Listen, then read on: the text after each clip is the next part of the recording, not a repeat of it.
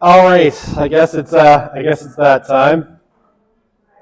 I banished this chair to the other room last time, and I shall do so again.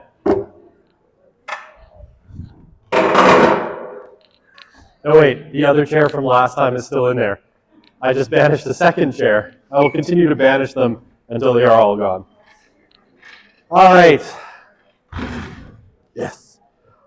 Okay, so let's get started. Obviously, I know tensions are high as the midterm is on Thursday.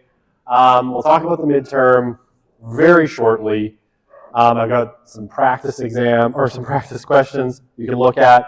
Can I go over the exact theories you'll have to choose between need to know for the midterm for the case study questions?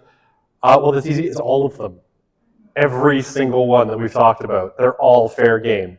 So that was easy. That was the fastest question ever. Yeah, it's all okay. So this one. Which slides will be covered on the exam? Everything from the first slide until the last one I get through today. So everything. Okay, so technically speaking, that first lecture, the introduction stuff with like the syllabus in it, you don't have to know those for the exam, but every other slide is fair game, except for the one slide, but I'm not going to tell you which one. No, I'm kidding. They're all fair game, right? Everything, the whole thing, everything we've talked about could be on the exam. All of it. For the exam, should you treat Weberian, you can treat symbolic interactionist and Weberian approaches as the same. I'm not going to make that fine a distinction. Okay, exactly. Yeah, I mean, just like all of them. Yeah, that's pretty much it.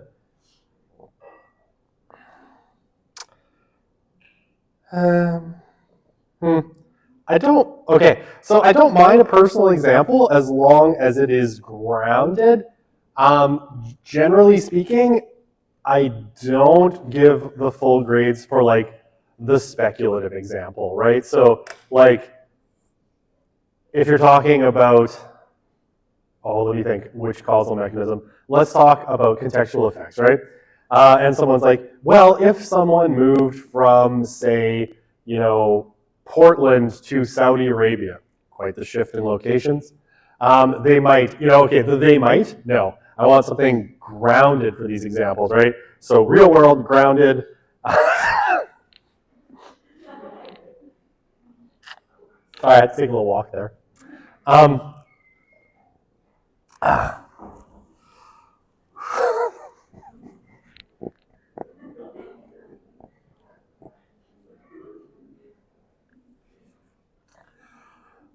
okay.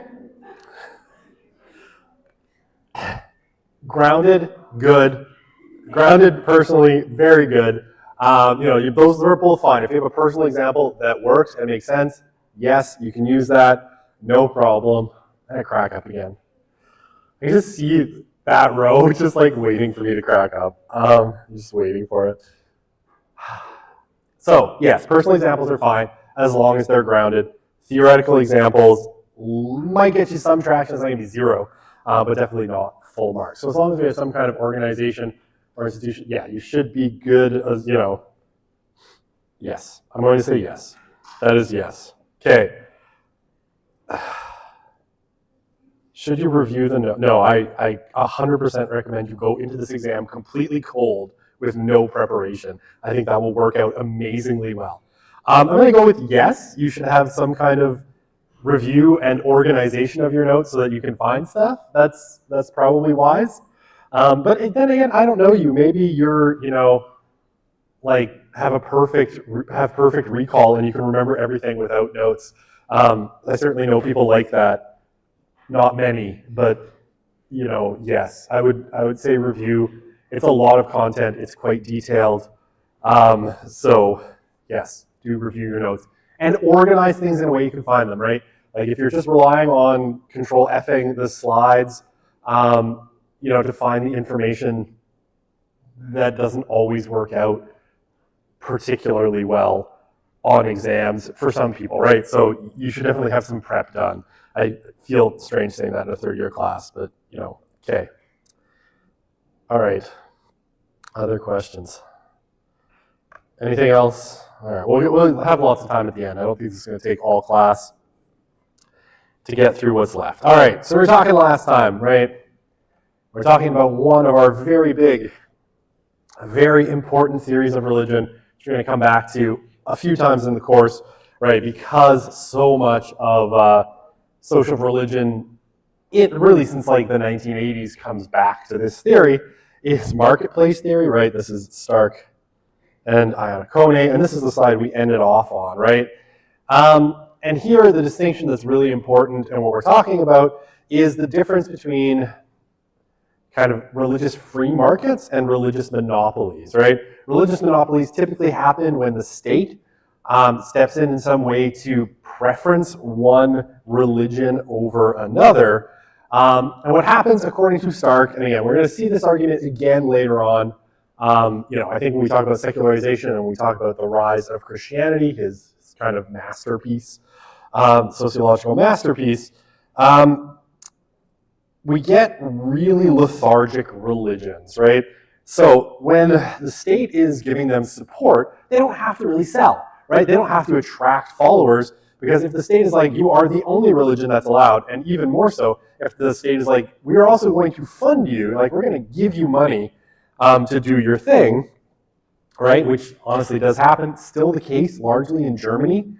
In Germany today, both the Catholic and Lutheran churches are largely state-funded, right? The state collects taxes on their behalf based on how many citizens identify as either Catholic or Lutheran, and they pay those churches directly that money. And so what do you get? Very rich, but very lazy churches, right? So very, very lethargic. Because, you don't have to, if you're the head of that church, the pastor, right, you are going to get paid no matter what. Whether there's one person in the pews or whether the church is bursting full. So instead of going out and doing the hard work of attracting followers, you get really lazy, you don't do much, right? This is the basic argument that Stark makes. So yeah, because and here again, the really important distinction that Stark is going to make is between Europe and the United States. This will matter a lot when we get to that secularization argument. Europe has tended to have state monopolistic religions, right? Whether Catholic or Protestant, right, from the 16th century forward, there's lots of Protestant ones, but they're all pretty lazy, according to Stark, when it comes to attracting followers. The United States is a free market, right?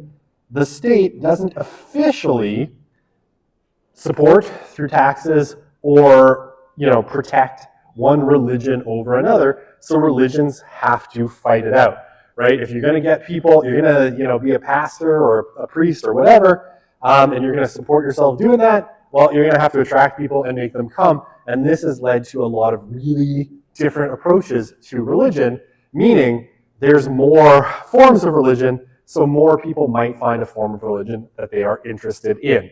So we have a very vital religious landscape in the US, and lots of things like sects and new religious movements, sect, and new religious movements, right? Both of which are kind of offshoots of this kind of market idea that you're going to get split-offs. And yeah, arguably, the most powerful and dynamic forms of religion that were created in the 19th and 20th centuries came out of the United States. And you can think of Mormonism as one of them, but another one you can think of is Pentecostalism, right, which is a form of kind of evangelical Christianity, which starts in Los Angeles on Azusa Street, in what's called the Azusa Street Revival, right in 1900, right at the turn of the 20th century. And today, right, Pentecostalism is a global force, right? Even more than Mormonism is, right? You've got, at this point, probably nearly 700 million Pentecostals globally. Anyway, so yeah, the American religious landscape being so free really offers that possibility. Okay, I'm just conscious of keeping an eye on the time so I get through everything. Oh, right. I can put the time up on this screen. We have the technology. Perfect. There we go. Now I can keep an eye on the time without looking like I'm bored and looking at my watch. Okay. So, you've ever heard me talk about market theory? Like if you took SOC 100 with me, this will sound really familiar because this is one of the metaphors that people often use to talk about how this kind of market theory works, and especially how different religious firms generate demand, right? And that's the key kind of equation in Stark's thinking is diversity, right? Pluralism will actually generate more demand for religion. Okay, so, sorry, this should be market theorists. I used to have these together, but let's say, so scratch that out and put market here. I need to fix that slide. Market theorists, right? Right, so they believe that religious pluralism fosters religious vitality. And here it is, right, and this comes from my buddy Christian Smith talking about this. More and more religious consumers are induced into participating in a variety of religious products to satisfy their needs and wants, right? This is how market theory kind of thinks about it. If you have more religious firms, right, more different product lines, more people are going to find a form of religion that might suit what they're looking for and therefore choose to participate. Okay, and this is one of the examples, right? This Smith gives this one, I believe. Talking about like how you would think of this, in kind of traditional market terms. Let's say you have a theoretical town, right? I don't know, somewhere in northern Alberta or central Alberta, and so far that town has no restaurants, right?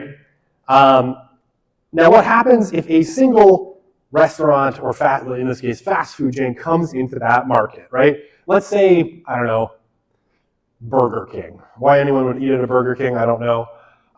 You want food poisoning, I guess that's it. But Burger King comes into that market, right? Okay, well, it's going to generate a certain amount of demand, right? So for people who want a hamburger, right, they will go to Burger King. However, there's going to be, say, a lot of people who don't necessarily like hamburgers, right? So they might occasionally indulge in a hamburger, but largely they're not going to buy fast food because they don't like that single option. Now, and that, for Stark and all these market theorists, is your monopoly setting, right? So the town of, we'll call it Starksburg, has a monopoly. They signed an exclusive arrangement with Burger King saying only Burger King can operate restaurants there, right? And so you get some people who will get fast food, and a lot of people who might just choose to stay home, right? Okay, now, very simply, if suddenly you have the neighboring town, I don't know, I can't give it a name. Let's call it another town. I can't think of a name for it. Other town, it'll be called Other Town, right? And Other Town, instead of having a monopoly for fast food, they open it up and they say any fast food restaurant that wants to come in can come in. So Burger King opens, McDonald's opens, A&W opens, KFC opens, right? You get a Chick-fil-A, you get a Popeyes, which is much better than Chick-fil-A. I said it. The chicken sandwiches are next level. Chick-fil-A's are sort of okay. All the hype was not worth it. That's all I'm going to say. Disappointment abounded. Right? And then you get, I don't know, like an Indian fast food place and all of these other restaurants opening up. So what's going to happen is now, well, I didn't like hamburgers, but I do like chicken sandwiches. I like chicken sandwiches way too much. So I am going to now go out for fast food much more often, right? Because the availability of different product lines is actually going to generate more demand. And that's the same idea with religion. If you have your very traditional Catholicism, in Latin, your Eastern Orthodoxy, right, with the beards and the chanting and the smells and bells, and all of that jazz, all the way across to if you go down to Argyle and 75th, you got Celebration Church, which is in an old car dealership, and it's like a mosh pit inside, right? There's like contemporary Christian music and lots of arm waving and all that fun stuff, right? Having that diversity is going to generate a lot more interest, because I might not be into the traditional Latin Mass, but the rock concert is more my speed, so I'm going to go to the rock concert, right? Or anything in the middle, right? Because there's going to be a lot of, I don't know, light beige in the middle, let's say, not all that interesting, but all I'm looking for is a quick hit of religion that doesn't challenge me too much, right? And that's the idea, right? I am much more likely to find a religious product line in that diverse landscape that motivates me to go and be religious and undertake religious activity than in that market where it's just like, you've got your Catholic church and that's it, right? Or whatever, right? It doesn't really matter. Okay, so again, this is largely for Stark and Fink and Iacona and all those cats that Stark is friends with, a way of explaining why Europe is so irreligious today and America isn't, despite comparable levels of development, right? America is very free, right? Religiously free.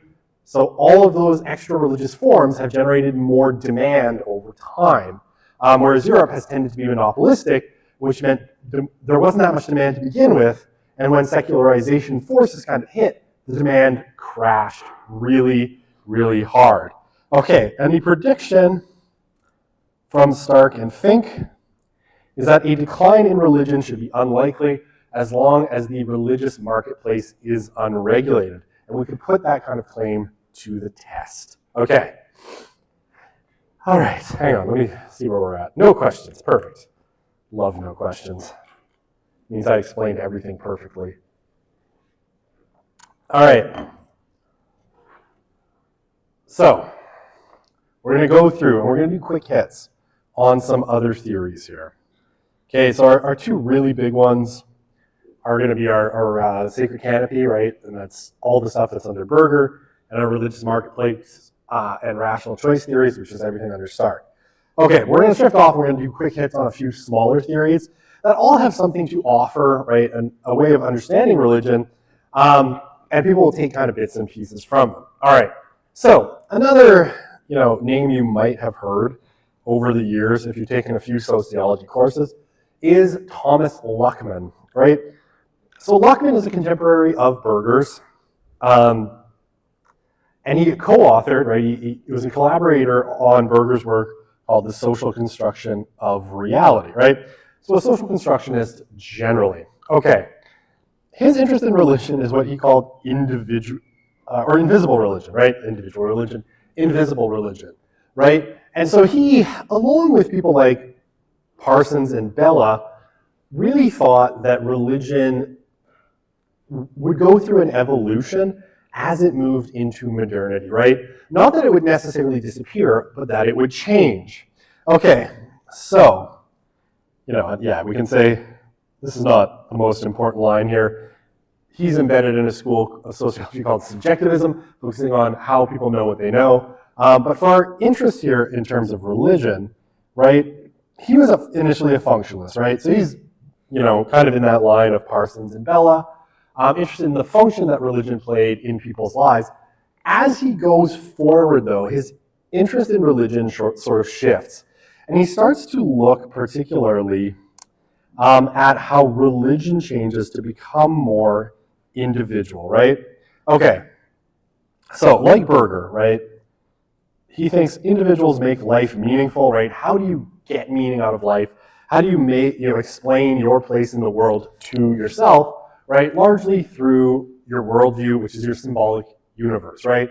How do you understand what's real, what's not? All of that stuff is through a symbolic universe, and that's socially constructed, right? Okay. He thinks, people's symbolic universes can be thought of as religious, even if they're not explicitly, right? So even if they don't necessarily deal with God or gods, they're religious, and here he's using religious in a little bit different way than we would in this class. He thinks because they transcend the subjective stream of consciousness, right? Essentially, they tend to link you to the larger world, right? It's not just your head, it's connected to other people through those social constructions that are shared and all of that stuff. Okay, and for him, that means religion of some form is present in a non-specific form in all societies and socialized individuals, right? So essentially he's saying we're never going to get rid of religion. Religion's going to shift, and it may look like, he would have been an advocate of things like secular religions, like Marxism. He would have said like Soviet Marxist-Leninism would have been a religion because it's a worldview through which people saw things, right? And he's like, because it transcends the individual and it structures their consciousness, it is functionally a religion. Okay. Now, for Luckman, some kinds of religion are more developed than others, right? So, okay, well, yeah, let's hold that thought for a second. We'll come back to that. Those religions that we're most familiar with, right, are specific historical institutionalizations of symbolic universes, right? So Christianity, Judaism, Islam, Hinduism, Buddhism, any other religion that you can kind of think of, from Greek and Egyptian mythology all the way through, right? These are institutionalized forms of a symbolic universe. So these are if we put along the kind of developed over here and less developed over here, our world religions that we're familiar with are really far along that development spectrum. Why? Because they have very specific beliefs, right? They have all sorts of characteristics. They're characterized by institutional specialization. They have institutions that are, specialized in conducting those religious ceremonies and telling you what the truth is and all of that stuff. They have clear doctrines, social organization, and specialists, right? So they have priests, imams, rabbis, whatever form you find these things in whatever religion you happen to be looking at, they are the most developed along the spectrum. Okay, so these are really these institutionalized forms that provide broad symbolic universes to societies, right? So your traditional religions put out a whole symbolic universe that largely gets either adopted that typically has been adopted by whole societies. Okay, so you also have, though, a bunch of stuff that's on the less developed spectrum. Now, some of these are cultural, right? You might have, religious systems in some cultures that maybe don't have institutional specialization, right? They wouldn't necessarily have specialists. This is true in, say some indigenous religious systems, right? There's not like a priest that's in charge of everything or an institution that governs the doctrines, right? They're passed down through oral and written traditions. Anyone can practice the religious ceremonies. They're not as specialized, say, as something like Catholicism, where, if you're gonna do confession, you can't just confess to your best friend. You have to confess to a priest because that's the specialist, right? So you have a lot of things kind of on the less developed and less kind of institutionalized scale for Luckman. But increasingly, what Luckman suggested was, as we move through modernity, and this is the invisible part of invisible religion,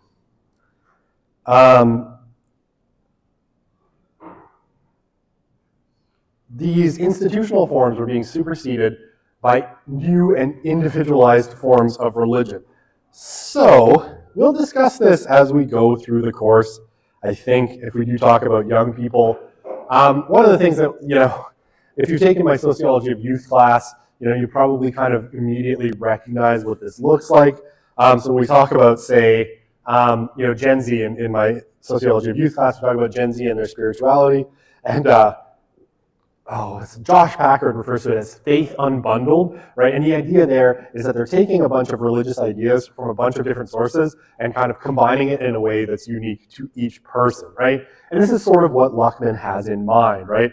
So your Aunt Terry, we all have an Aunt Terry, even if her name's not Terry, right? And she's wears crystals and has tarot cards and a Buddha statue in her house or something like that, right? But also a crucifix up on the wall. This is sort of what Luckman has in mind, right? Is that people will cobble together spiritualities and religions from the available cultural material, not always in a way that makes any particular sense from a doctrinal perspective, but they're creating their own individualized forms of religion. Right? And this is what Luckman calls invisible religion, right? It's invisible because it largely doesn't have an institutional form. So this gets really tricky when we get to questions of secularization. And this is going to be one of the big debates between those who are less convinced of that secularization is happening, and those who are much more convinced. Because there's a real argument, like, does that invisible religion, right, where, it's like people have cobbled together, the Kabbalah, the crystals, and the tarot cards into their own kind of form of spirituality, is that religion, right, or is it secularization? Because they believe in a bunch of spiritual things, right, superhuman powers, if you will, it's really hard to classify as secular in a strict sense. So this is going to cause some discomfort for us as we go forward. Okay, so other things, so that's why he calls it invisible, right? It's hard to see because it has no institutional form. And we're used to, as sociologists, measuring things that have institutional forms, especially when it comes to religion. But now he says we're creating these individualized forms of religion, and these are going to be really hard to measure. Okay, so I think this is my last Luckman slide. Nope, 2 more Luckman slides. I think I may have ruined the last one. Okay, in the past, right, before modernity, religion for Luckman was the key structuring institution, right, that defined the symbolic universe. So that makes sense. Now, you're going to hear a lot of Berger here. It's a similar kind of idea. In modernity, there are more competing institutions than there were in the past, right? So religious institutions are no longer the ones with preeminence, right? They don't get to define the whole set of what is considered reality. They have to share or fight it out with other discourses, right? They're one institution amongst many, what Luckman calls institutional segmentation. Some people call it specialization. But whatever you call it, right, now religion is just one meaning-making institution amongst many, right? Science, government, and others are going to have their own meaning-making systems that are at least, equal, if not held in higher regard to religion. Okay. Oh yeah, sometimes it's also called differentiation. Lots of our institutions of, and this is important, the secular state are more present to people than they were in the past, right? And more present than religious institutions. And this is the idea, right, that at one point, say churches and religious organizations used to run the schools, they used to run the hospitals, right? They used to run the social welfare system. And today, that's not the case, right? Today, they are one institution amongst many. The schools do their own thing, mostly. And the medical system part, and people will take pieces of religion, religious and non-religious systems, and combine them into their own thing. All right. In modernity, right, we get themes of self-realization, autonomy, personal development, and these have become, in some ways, the pressing concerns. Okay, now lots of people have noted this, and I think of Philip Rieff especially, who wrote a book in, I want to say it's 1966, called The Triumph of the Therapeutic. I know, I bring this up all the time. There's an M there. Triumph of the Therapeutic, right? So these are, self-realization, autonomy, and personal development are largely therapeutic discourses, right? They come out of psychology and psychoanalysis. So if you ever wonder why we have to keep talking about Freud, that's why Freud made this our pressing concerns, right? These have become our kind of pressing social concerns in lots of ways. So, if you've ever wondered why, potentially, you look at, say, historical religions like Islam, Judaism, and Christianity, Hinduism as well, although I don't know modern Hindu discourses nearly as well, and you see that kind of contemporary discourses in these religions, I just hit my step count, woo, early in the day for me, they seem to have more to do with kind of personal fulfillment than they maybe did in the past. This is why, right? This has become preeminent. So for Luckman, religions can speak to these things, and now they attempt to, right? But they are in competition with a whole bunch of other discourses that do it, and often do it better and certainly faster, and potentially are not, constrained by historical beliefs, right? Like if you ever wonder why pop psychology discourses and therapeutic language proliferates on platforms like TikTok, right? It's because it's not constrained by anything. It's just like whatever it says, as long as people listen and find it interesting, it can proliferate. Religion can't do that as easily, right? It's constrained by these kind of historic ties to historic beliefs. So it has to compete with these discourses, but for Luckman, it can't keep up with the shifting needs and desires of populations. So he thinks its relevance is going to continue to decline, especially in its more institutionalized forms. Okay. So this is my last Luckman slide. Okay. So without an overarching religious narrative that's broadly socially accepted, people have to build their own symbolic universe, right? And this is largely the case even for people who ascribe to even traditional religions, right? They kind of have to pick. It becomes a conscious choice. So anyway, we'll talk about this more as we go forward. It's less of a just taken for granted, right? We're all sort of responsible now, in a sense, for picking the symbolic universe that we want. Okay, yeah, religions are just one discourse amongst many, right? This is pluralism, right? We talked about this, we talked about Berger. All these, now it's like Marxism, socialism, nationalism, self-help, any other of the million kinds of discourses that you can think of that address people's needs and wants, right? Therapy, are all possible choices that you could pick from, right? So now religion is just one amongst many. And people can choose, amongst really well-constructed and fairly historically anchored worldviews, right? Christianity, Hinduism, Islam, Judaism, right? Any traditional religion would fall in this. But there's other competing ones, right? Nationalism, Marxism, psychoanalysis would all be kind of, to varying extents, other things that people can anchor into. And this I think is much more likely and much more what people do, and I think the evidence, we see this in millennials and Gen Z especially, they cobble together from their own available discourses, right? So what they can find in the environment, right, they kind of cobble it together and create their own form of religion, right? This is, the technical term for this is syncretism, right? So their individual religion is syncretistic, right? It grabs from a bunch of religious sources and kind of cobbles together a religious system that works for the individual, but isn't widely exportable because, other people have different preferences and it's not going to work. Okay, and like I said, because I ruined part of this slide, but not all of it. This kind of religion is invisible because it doesn't take concrete institutional forms. And for Luckman, right, I'm going to highlight this in another color. I'm going to do green. That's a pen. I'm going to do green this time. I can totally do this. I have fat fingers, but I can make this work. Religious individualism is modernity's overarching theme, right? As we go, have I colored it enough? Maybe? Okay. Maybe I'll put like a star next to it, just for those who haven't cued in that it's important. Hey, green star, yay. Right?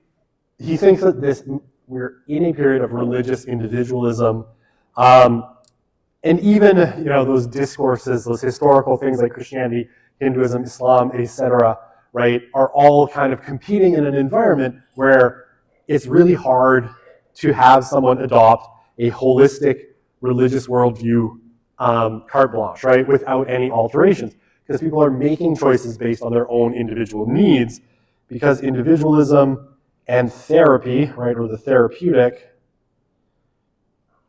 are the leitmotif of modernity, right? So it's all about what makes you feel good, not, following a particular religion. Okay.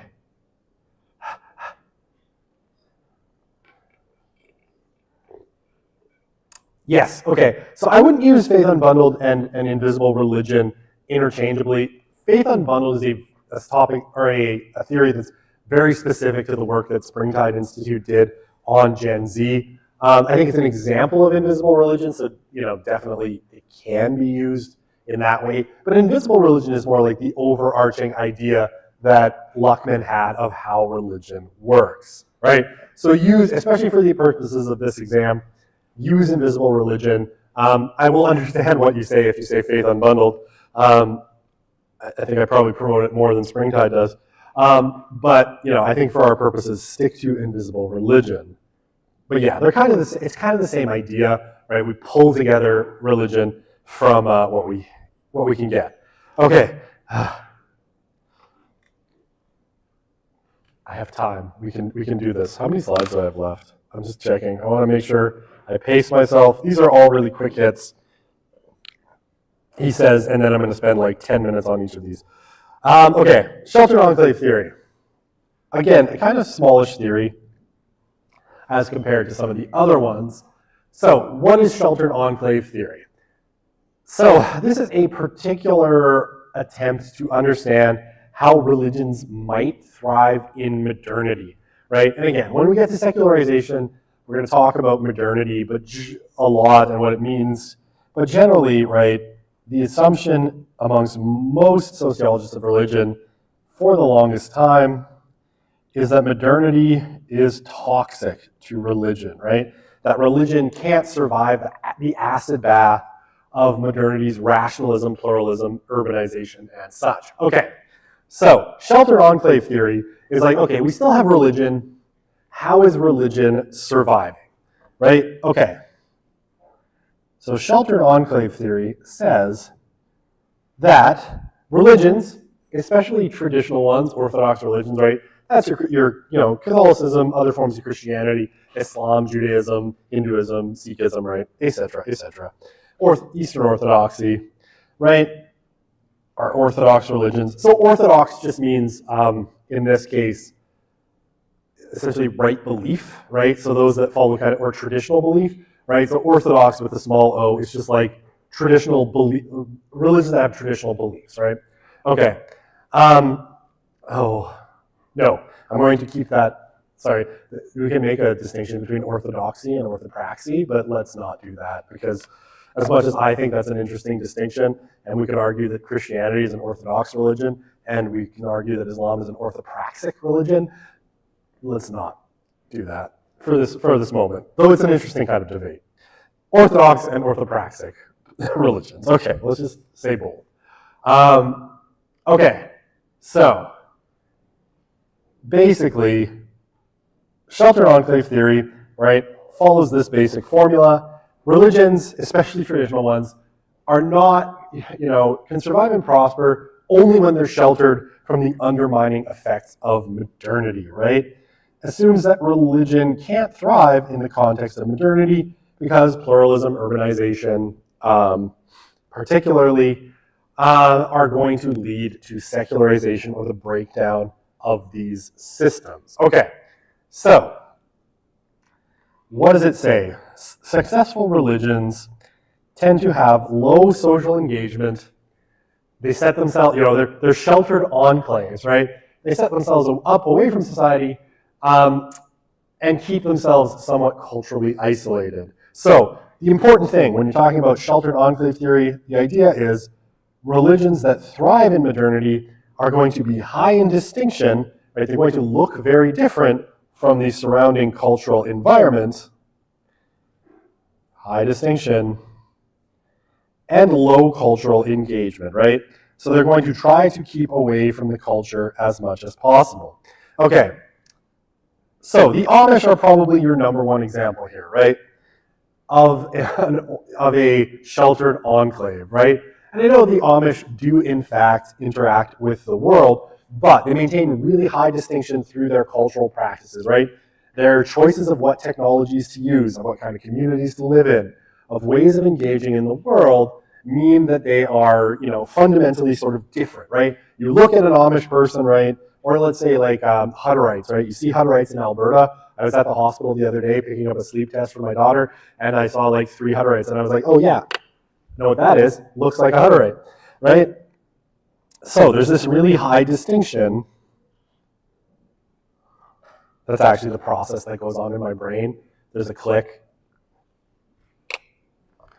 I'm kidding. right? This is, we've got our Amish, they look different, right? So high distinction. Now, some of that distinction could be cultural as well. And if we talk about, say, and this is a really fine distinction, and it's a hard one to make, so don't get hung up on this.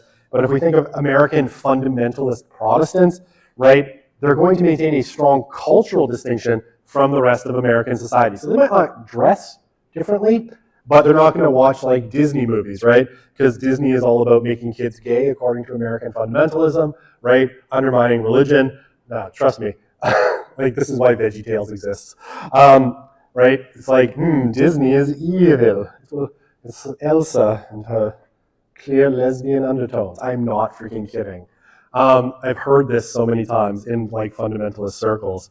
Elsa, yeah, the great fear in a lot of fundamentalist circles is that there's going to be Frozen 3, and in Frozen 3, Elsa is going to come out as a lesbian and get married, and that's going to be it. Like, then you can't even go to Disneyland ever again if you're an American fundamentalist. And I swear to God, I hear this all the time.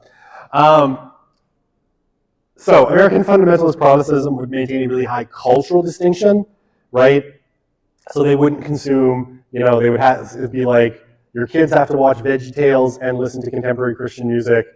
Taylor Swift is going to corrupt them, as is Disney, so we're going to keep them away from that. Okay, that's a high distinction as well. It's one that's a little bit less visible. And low cultural engagement, right? So they're not going to do things like consume a lot of popular media, right? Especially pop music and movies, right? Movies and television. They're going to stay away from a lot of that and often, create their own versions. Oh my God, I just thought of like this whole subcategory of books that you find, kind of circulating amongst Christians, which is like Christian romance novels. And for some reason, the heroes are always Amish romance novels. I don't know why. It's this whole weird thing. And they're hilarious, by the way. They're just the most wonderful. They're really fun to read as a lark, in my mind. If you're a fan of Amish romance novels, I'm sorry. I'm making fun of the things you love. Don't worry, I do that a lot. Okay. But they are like a subgenre. It's like romance novels, but for people that don't like smutty romance novels, right? So there's not a lot of like sex or nudity. It's very pure, and it always ends in marriage. So there you go. Yeah, that's how it goes. All right. Hui. I always see the Amish at Southgate. Cool. Are you sure they're Amish and not Hutterites? I'm not sure. I don't think we had many Amish in Alberta, but I could be wrong about that. My Amish radar could be broken. Okay. The case studies could correspond to smaller theories such as sheltered enclave theory or invisible religion, not just the bigger ones like Durkheim's. Yaha. Absolutely. Why even present them if you're not going to make them a possibility? Okay. All right, I answered this question already. I know, I'm scaring you.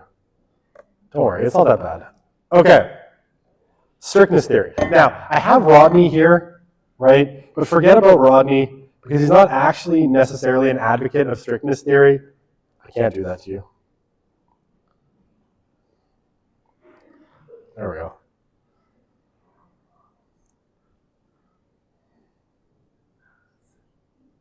No. There we go. Better. Like I said, I desperately want to get this turned into a stained glass so I can put it in my office.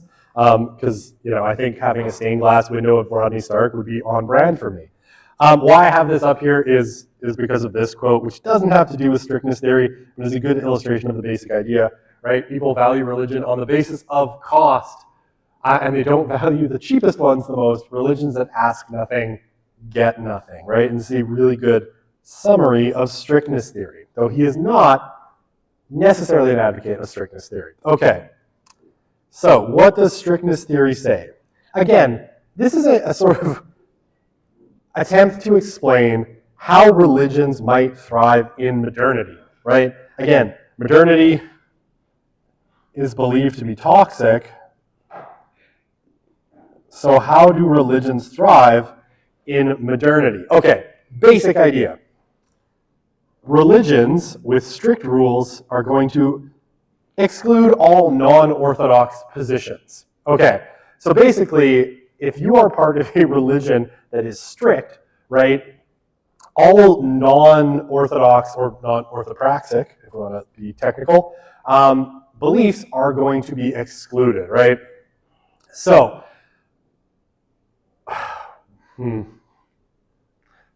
thinking, I just want to explain this properly, and I'm like, I don't want to run out of time. Because the next one coming up is one of my, the next one after that, subcultural theory of religious strength, one of my favorites. And I want to make sure we have time for everything, because there's definitely questions that have to do with it on the exam. Okay. Religions with strict rules, right, basically are going to say to anyone who holds non-traditional beliefs, get out, right? So if you're like, in a very strict religion, and you're, you're a Jehovah's Witness, and you're like, well, blood transfusions, but only when absolutely necessary, you're going to be shown the door of the Jehovah's Witnesses very quickly, right? And this is true of really strict religious groups, right? If you visibly deviate from that religion's strictures, you're going to find yourself out the door pretty quickly. Either they're going to kick you out explicitly, right, or you're going to be pressured very strongly to move out the door, right? Okay, so they're going to kick out anyone who doesn't agree, right? And this is largely boundary monitoring, making sure that everybody agrees and that there's no dissent within the group. Okay. They tend to demand high engagement, right? So you need to put in, right, a lot of resources and time into the group. Now, historically, this has been true of, say, Mormons. Mormonism historically has been a really high demand religion. Now, I think there's some signs that Mormonism is, as it continues its kind of encounter with modernity, is cooling a little bit, right? They're not quite they're still more demanding than a lot of religions, but not quite as high demand as they used to be. But for example, right, if in Mormonism, just a really easy example of a high demand is every, male is supposed to do a 2-year mission, right? You're supposed to travel away from home and do this mission where you essentially try to convert other people to Mormonism, right? So pretty high demand, right? But these demands are often high demand that you participate in life, give of resources, right? You have this notion in forms of evangelical and fundamentalist Protestantism, I guess in Mormonism as well, that you are supposed to give 10%, that is a beautiful 10%, of your income to the church, right? That's what's called tithing, right? So they are high demand. Okay, now, the theory behind why this works is mostly surrounding one of the big problems that religious organizations tend to have, which is a problem called free riders. We're going to dig into this more again a little bit later in the course, and we will bring it back to my buddy Rodney, the patron saint of people who like to be mean to other sociologists. So my favorite person. Free riders are people who come in and consume resources but don't contribute anything to the overall system or contribute less than they are putting in, right? So every kind of organized social form has free riders, right? Basically, there are going to be members that put in a lot of effort, and something like, it's something like 10% of, I remember this from kind of official statistics, 10% of Catholics do 90% of all volunteering, right? So there's 10% of people who belong to the Catholic Church that do about 90% of the work. The others are often just free riders, right? They'll come for the pot, if your church is holding up or your organization is holding a potluck, the free rider is that person who shows up and eats and doesn't bring anything, right? They're just like, oh yeah, bacon or sandwiches, delicious. What did you bring? The napkins. And it's like, are those from Starbucks? Maybe, right? So they're not contributing anything. And this is a problem, right? Because what ends up happening in religious organizations is those free riders drain resources, meaning there's less, that the religion itself generates less resources for members in general, right? Because there's a bunch of people contributing nothing, but sucking resources away. So The way that religions tend to get around this sometimes, and where you sometimes see, religions that offer a lot of benefit to people and therefore tend to be attractive because you get a lot out of it as an individual, is by being strict, right? By being like, look, if you're going to come to the potluck, you better be contributing, at least one dish. Or if you're going to be a member of this community, you better be contributing 10% of your income. For Mormons, I think it's gross income. You don't even get to be like after tax. It's like, your before tax income. Please, we will take that now. Thank you. I don't know how strictly it's enforced, but that is my understanding of Mormon theology. Okay, now strict religions, because they demand that people do a lot, tend to have less free riders. Why? Well, because free riders are free riders, right? They're kind of lazy. They don't want to contribute anything. So when there's a lot of pressure to contribute, they go away. So because they offer more benefits, right? They have fewer free riders. They generate a lot of benefits, right? Whether it's food or whether it's social supports or social networks, right? Social capital, whatever it happens to be, people are attracted to those religious groups because they are more demanding, right? So this is largely, taken to be an explanation for why, how to put this? Particularly, this is often held up as a way of explaining why more orthodox forms of religion have tended to weather the storm of modernity better than more liberal ones, right? So generally speaking, right, when you liberalize, forms of religion, we've actually seen, and this is often against what people kind of expect, in terms of orthodox belief or orthopraxic beliefs, religions that loosen those bonds, right? It's like, the classic one in Canada is the United Church of Canada, where it was like, well, maybe Jesus rose from the dead, maybe he didn't. That's not really important. The important thing is what's in our hearts. Yeah, that takes you from 19% of the population in 1972 down to like 2% of the population today. Because people are like, well, if it's just in our hearts, then I'm going to say a bad word. Why the fuck should I care, right? Oh, terrible. But that's the actual kind of cultural attitude, right? And so what strictness theory says is like, by holding on to those really strict religious beliefs, religions hold on to their members better, they generate more capital, they generate more stuff, and they tend to last better into modernity, right? Why? Well, and I mean, this Stark quote actually says it too. People want hard religion, and I'll say this again as we go through. One of my favorite Stark quotes, when kind of joking about why the Catholic Church's efforts to create like these elaborate social welfare programs in Latin America didn't generate a lot more Catholicism in Latin America, but Pentecostalism, which is like super spiritual, did. Stark also says, it turns out what people want from religion is religion. Who would have ever guessed? So there you go. All right.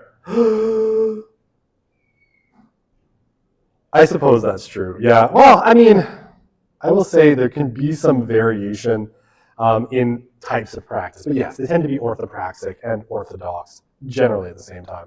Would Jehovah's Witnesses count as low cultural engagement? I would put the Jehovah's Witnesses. You must stay. No, I'm kidding. You can leave if you want. Status discontent theory. This one's really easy to kind of explain.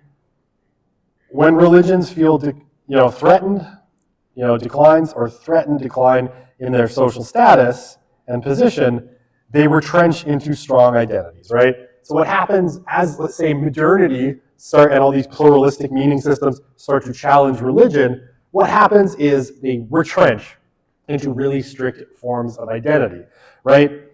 Threats to religious identities or loss of status for religious communities lead to these really concerted efforts to strengthen those religious identities. And here, I think the principal one would be American fundamentalism.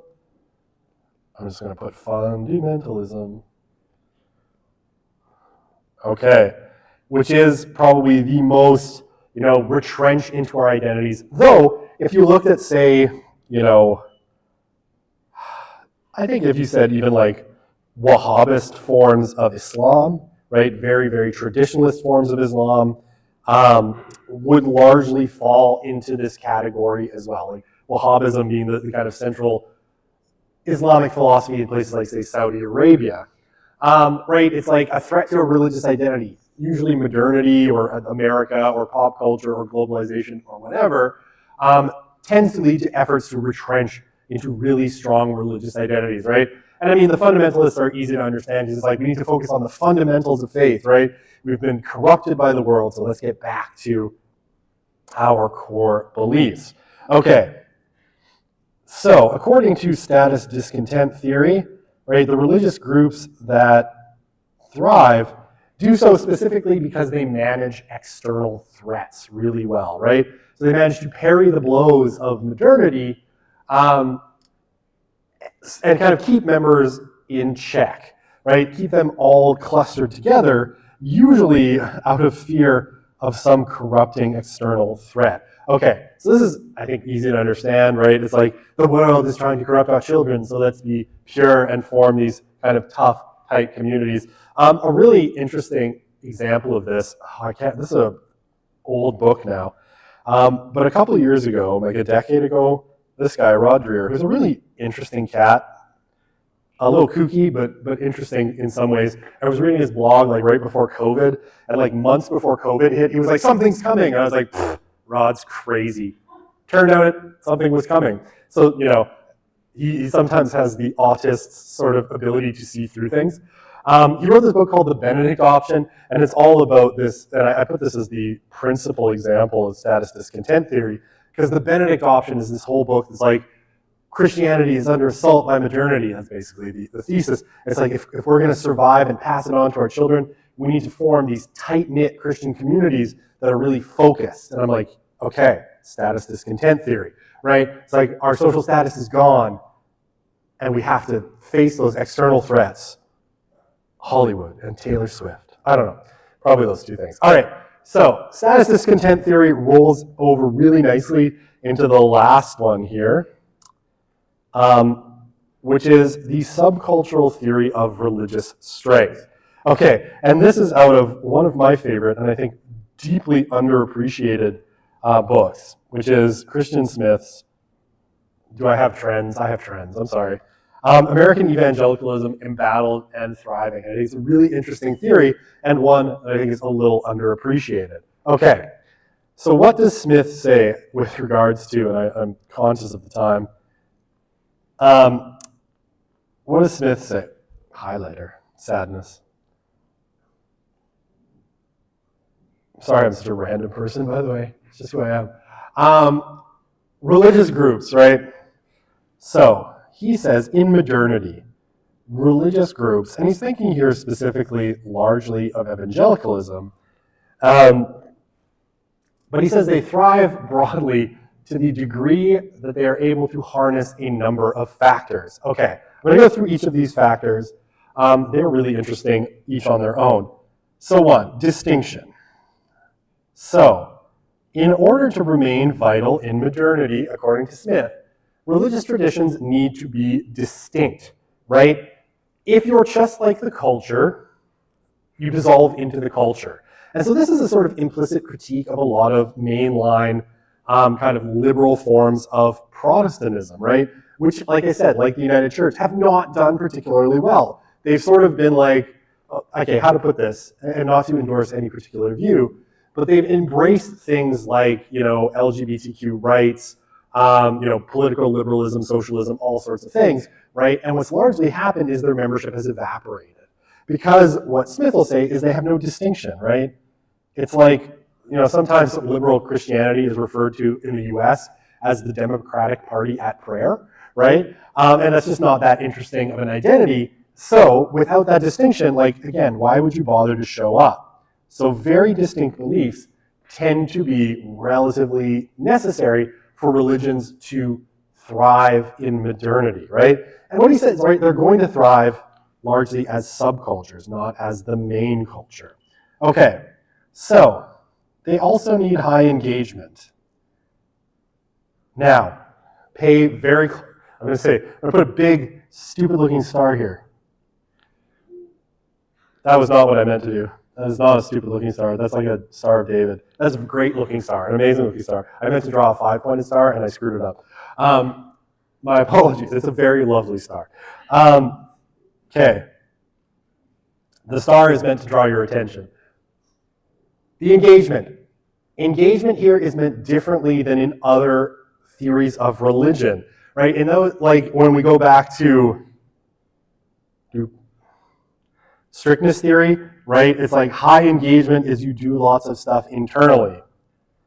In subcultural theory of religion, engagement is engagement with the broader culture, right?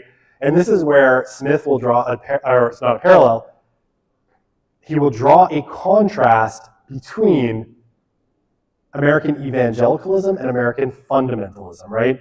Evangelicalism is actively engaged with the culture in a bunch of different ways, right? So the example that he gives is like some of the kind of founding figures of American evangelicalism would have been people like Billy Graham, right? The American evangelist.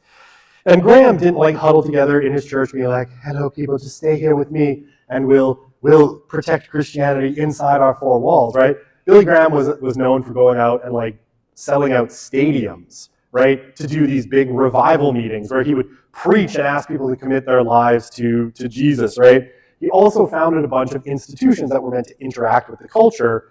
I mean, the most kind of public one is the magazine Christianity Today, right? And the idea was you engage deeply with the culture, right? You're constantly making the argument for your religion out in the public sphere, right? You're not hiding behind walls, you're out there. So American fundamentalists are all about hiding behind walls, right? They're a sheltered enclave. Subcultural theory of religious strength is like, you know, your engagement, you're out there in the world arguing for why your religion is correct, right? And why people should be part of it. Okay. So that, again, with my wonderful star, the best star even, that is why engagement here is different than sometimes otherwise thought. Okay, tension.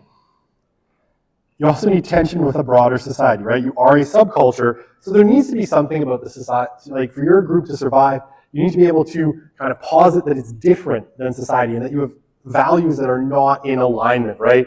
So things like LGBTQ rights, you know, same-sex marriage, you know, sexual morality become these really important touchstones in a subculture, a religious subculture, because you're holding values that are distinct from the culture, right? Okay, so conflict. And again, as that tension declines, you know, it's hard to maintain that distinction, and therefore, you know, your subculture can start to dissolve into the larger culture if you don't maintain these boundaries. Okay, conflict, right? The dominant social order has to be, you need to be in conflict with it, right? And I think you can think of numerous places where we know religious people, and especially powerful religious subcultures are, you know, find themselves at odds with the broader culture. You know, things like abortion rights, LGBTQ rights, again. All right, and threat, right? A real threat that if not resisted, your subculture your religious subculture might disappear. Okay, last point. This is a great quote from the book. Religion survives and can thrive in pluralistic modern societies, right? So notice what Smith is doing there. What a smart guy, right? Flagging exactly what the threat to religion is in these secularization models by embedding itself in subcultures that offer satisfying moral orientation or orienting collective identities, right? So you need those things, right? It has to be an identity, a collective, morally oriented identity that satisfies some kind of need. So it has a therapeutic aspect there as well. Oh, I just love, Chris is so detailed in everything he does. Provides adherence, meaning, and belonging in pluralistic society. Those religious groups will be relatively stronger, which better possess and employ the cultural tools needed to create both clear distinction and significant engagement and tension with relevant outgroups. Okay, now, the last part.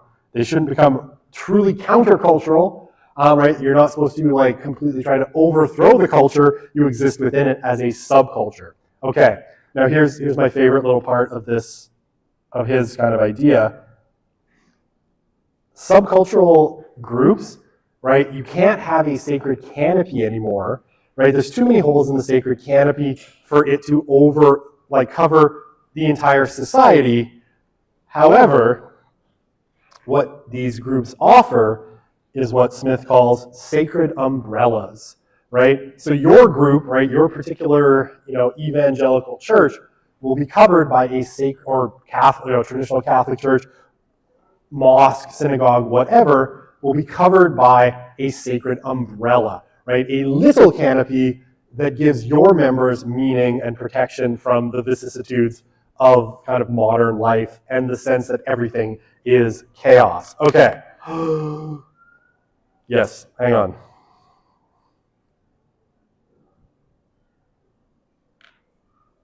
Oh, conspiracy. Okay. All right, so the threat, right? You have to see the culture as a threat, right?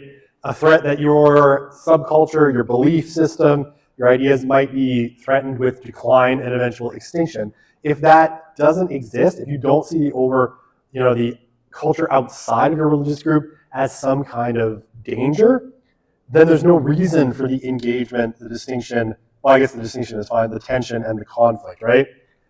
It only because it's a threat, if that threat is unmanaged, right, then ultimately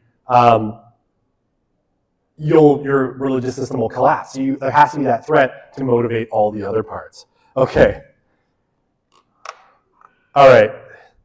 Because I am super smart, if I do say so myself, you're right, we only have 12 minutes.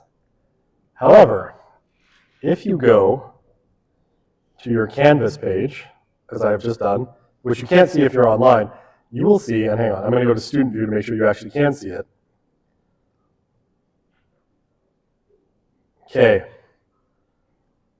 In the practice materials section, you will find there's midterm 1, which is the practice questions, but then there's also practice question explanation, which is a video file that I recorded last year, which, if you watch it, you will see me go over in great detail each of these questions. Okay, everybody, hello and you cannot hear me. Welcome. Right, because the audio is in the wrong place. I'm putting together a little video here because we ran out of time at the end of last class to kind of give you... Because I planned ahead last year, not this year, because I'm always down to the minute. So, I can stick around and answer questions, everything you need to know, and again, let me, where am I? Okay. Also, it helps the CI express the lower subscribe to liberation theology. I'm not sure that that's true because Pentecostals continue to do really well, but nevertheless. Okay. I can explain. The threat part I explained, Judaism after the Holocaust fits for status discontent theory. I think potentially, yeah, and Zionism I think is a reasonable kind of example of it. Okay, the midterm, I'm going to tell you again what's on the midterm, and then you can go look at those practice questions for my explanation of how they are set up. Okay, conflict and tension. Let me go back. Conflict, right? So, conflict is, you actually have to be feeling like you're fighting it. Tension is just like the wider, highlighter, sadness. When you're talking about tension, it's just a feeling that the culture, you're at odds with the culture. The conflict is you feel a real need to fight it, right? You need to fight certain aspects of the dominant social order because you feel like they're so corrosive. Okay, I hope that helps. And yes, I will say 2 words, and then I'm sure Erica, if she is here. Hi, Erica. Hi, would say, you probably will say, it's time to go. All right, so again, we've got 5 questions, right? So 5 short answer questions, 90 minutes, open from midnight to midnight, or 1 minute before midnight. These 5 questions are in 5 categories, right? So, definitions of religion. 2 types here. Either I'm going to ask you about an aspect of Smith's definition of religion, or I'm going to give you a definition of religion from someone else. I'm going to ask you to classify it as either functional, substantive, or social constructionist, right? So those 3 things. So either one of those, right? That's definitions of religion. How religion works, right? These are, and I told you about this way early when I gave you hints, right? These are our causal mechanisms. Explain the causal mechanism and then give an example, not from the course of that causal mechanism. Our theories of religion, right? Going to ask you to explain one of these theories, right? And then our case studies, where I'm going to give you a fun little case, a fun little story that's made up, and you have to tell me what that, which theory of religion best explains this case and why. And then number 5 is just a shuffle from those other categories. It's going to grab another random question about one of these things, and you just get something random, right? So that is the structure of the exam.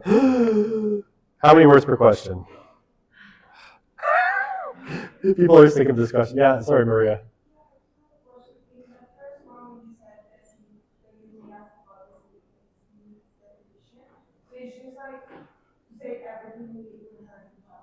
So I'm going to ask you about a particular aspect, right? So if you remember each of those slides in Smith's definition, I have like one part of it highlighted in red, right? So it's going to be like, he says this. What does that part of the definition mean, and why does he think it's important, right? So, I mean, I can show you, yeah, but that's basically what it is. And I can show you, we still have 7 minutes, despite Erica's need to escape. And everyone else's need to escape, I'm sure. I can show you what that looks like, and again, it's in that video. Sorry, what was there? Oh, how many words? Should we make it personable? Sure.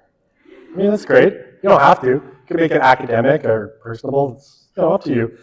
All right, I don't have strict word counts. I've said this, generally speaking, good answers sort of sit somewhere in this range, right? Between 200 and 350 words. Below that, I typically don't see fully fleshed out answers, right? Above 350 words, if you all write more than 350 words for 5 questions for each exam, I will harm myself. Like I will do myself physical violence by the end of it. No, I'm kidding. The problem beyond 350 words becomes time management, right?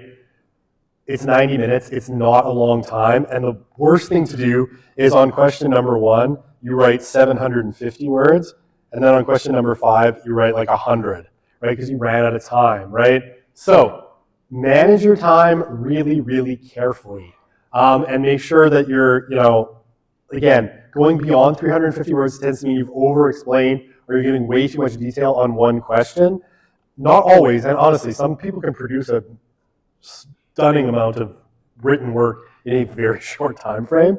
But yeah, this tends to be pretty reasonable, right? And you're going to get a good answer, I think, usually between these ranges. Can we split our answers in sections or point form? So sections are really good. And honestly, like if you break it up, if there's multiple parts of the question and you break it up into different paragraphs, that's or like little chunks of text, that's great. It's much easier for me and Andrew to mark. The wall of text is my dreaded thing to mark, and especially the wall of text where you have ideas answering the first part scattered in 4 different parts of the question, so I really have to work hard to figure out what you're saying. What if someone uses chat? Oh, trust me, we will know, and we will find you. I mean, honestly, these are not the easiest questions to answer, and I continue to test the questions against chatbots, hopefully making sure that, and I will take questions out that are way, way too easy for the chatbots to answer. So they are typically framed in ways that make it a little bit challenging. Can we write in a doc and then copy and paste into Canvas? Yes. I actually strongly recommend that you do so because Canvas is a super high quality tool that never ever makes mistakes except when it deletes your entire exam 5 minutes before you go to submit it. So yeah, I have no problem with that. There's no proctoring software. I've attempted to make these questions so unbelievably difficult. No, I'm kidding. So incredibly nuanced and intricate that, cheating is impractical, right? I mean, you could try, but you probably will have put as much work into feeding this entire course into ChatGPT. And at that point, you should have just learned it for yourself. So, It's not easy. All right, I have 3 minutes. What is the typical average for exams? It's somewhere between 0 and 100%. No, I mean, usually for a class this size, class average sits around the 75 to 80 range. It's just because it's big. Okay. Okay. I feel as though you're all leaving.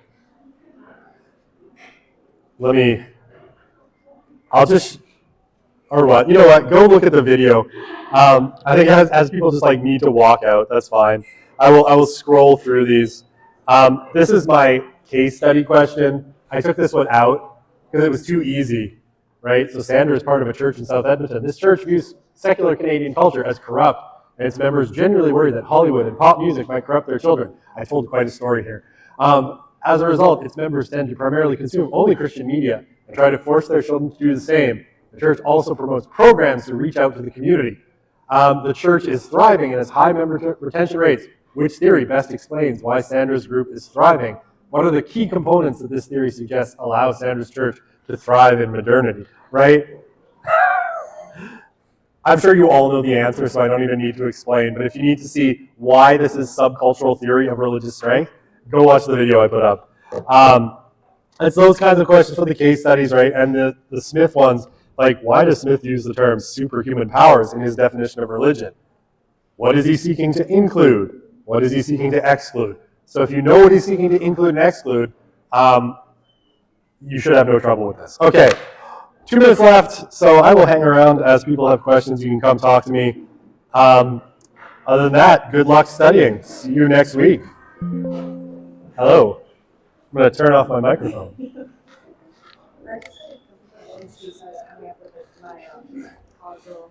Sure. Yeah.